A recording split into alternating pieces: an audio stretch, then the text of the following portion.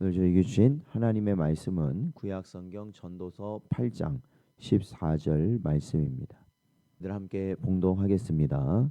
세상에서 행해지는 헛된 일이 있나니 곧 악인들의 행위에 따라 벌을 받는 의인들도 있고 의인들의 행위에 따라 상을 받는 악인들도 있다는 것이라.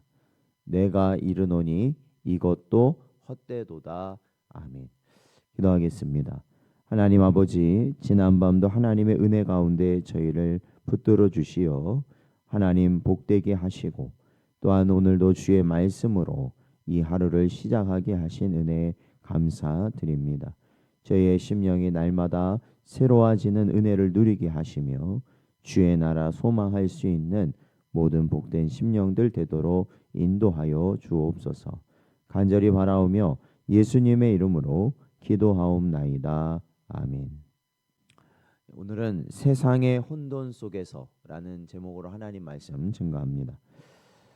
전도서 8장은 인간의 삶 속에서 하나님의 주권과 인간의 지혜가 만나는 이 복잡한 지점을 탐구하고 있습니다. 특히 8장 9절에서 13절에서는 악인의 형통과 의인의 이 고난이라는 모순이 등장하며 14절은 이러한 현실의 가장 정점에 서 있는 말씀입니다. 전도자는 이 현실을 헛되다고 선언하면서 인간의 한계와 하나님의 섭리를 대조하고 있습니다. 전도서 8장 전체를 통해 솔로몬은 지혜가 삶의 열쇠가 될 수 있으나 궁극적으로는 하나님을 경외하는 삶이 해답임을 말합니다. 그러나 14절에서 그 기대마저 흔들리는 현실, 즉 악인이 복을 받고 의인이 고난을 받는 세상의 불합리함은 우리 신앙의 흔들림과 질문을 이끌어냅니다. 그러기에 오늘날 살아가는 저희는 우리가 살아가는 삶의 현장에서도 이와 같은 불공정을 마주할 수 있다라는 것을 저희는 인정하고 기억해야 합니다.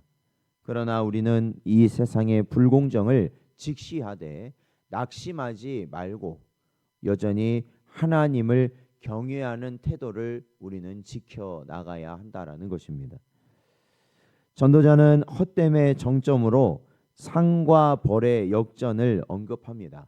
즉 의인이 악인의 벌을 받고 악인이 의인의 상을 받는 일은 당시에도 낯설지 않은 일이었다라는 것입니다. 오늘날도 정직한 자가 해고되고 탐욕스러운 자가 승진하는 세상은 여전합니다. 시편 73편에 아삽 또한 비슷한 고백을 합니다. 악인의 평안함 앞에서 마음이 흔들렸으나 하나님의 성소에 들어갈 때야 그들의 종말을 깨달았다라고 그는 고백하고 있습니다. 이것은 지금의 불공정이 궁극적 판단이 아니라는 것을 우리에게 깨닫게 합니다. 지금의 결과가 전부가 아님을 우리는 기억해야 됩니다. 우리가 볼 수 없는 하나님의 정의가 반드시 실현될 것이기에 현재의 억울함이나 손해는 잠시라는 것입니다. 믿음의 눈으로 우리는 영원한 상을 소망하며 살아가야 하는 것입니다. 의인이 고난받는 사건의 가장 극적인 예는 십자가에 달리신 예수 그리스도를 통해서 우리는 분명히 볼 수 있습니다. 죄 없으신 분께서 죄인 대신 저주받은 죽음을 당하셨습니다. 이는 단순한 부조리가 아니라 하나님의 구속 계획 속에서 허락된 거룩한 교환이었습니다. 십자가의 역설, 곧 고난을 통해 이룬 승리를 우리는 기억해야 합니다. 우리의 고난 속에서도 하나님의 숨은 계획이 있으며 지금 당장은 이해가 되지 않더라도 장차 하나님의 뜻이 드러날 날이 반드시 온다라는 것을 우리는 믿어야 하는 것입니다. 개혁주의 장로교 교리는 하나님의 섭리를 항상 강조합니다. 하이델베르크 요리문답 26문에서 나는 하늘과 땅의 창조주이신 하나님 아버지를 믿는다.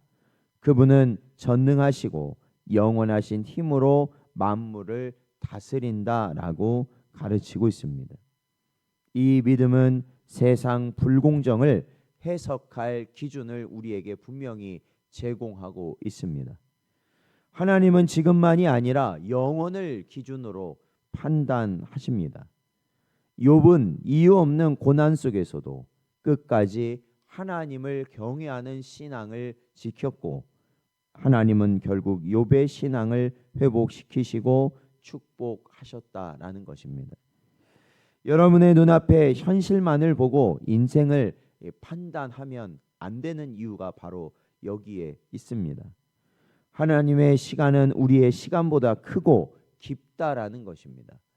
고난 중에서도 하나님께 우리의 시선을 반드시 고정해야만 하는 것입니다.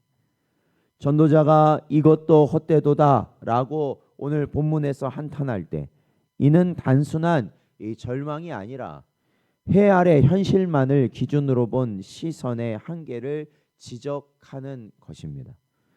해 아래 질서는 왜곡될 수 있습니다. 왜 그러냐면 죄로 인한 타락된 세상이기 때문에 그렇습니다.